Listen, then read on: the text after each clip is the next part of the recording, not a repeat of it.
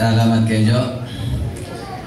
Og sa atong mga bisita, mga ginikanan, asawa, mga anak, og sa atong mga board of directors sa Baganyang Broadcasting Corporation, board members sa Zamboanga del Sur, sa atong pinangga og wala yung giuna-huna ang kaayuhan na sa istasyon, gimahal sa mga empleyado,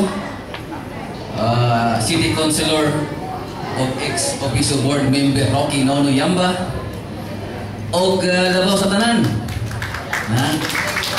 sa atong kugihan og walaing gihuna-huna og gipangandoy ang kalambuan region sa Zamboanga del Sur, si Governor Tony Siriles. Salamat ining tanan sa technical, sa EM department, sa FM o sa admin nga nagbulang puso kining atong Christmas party. Thank you so much being a part of this BBC Christmas party. Daghang salamat, Kuya Dan. And now,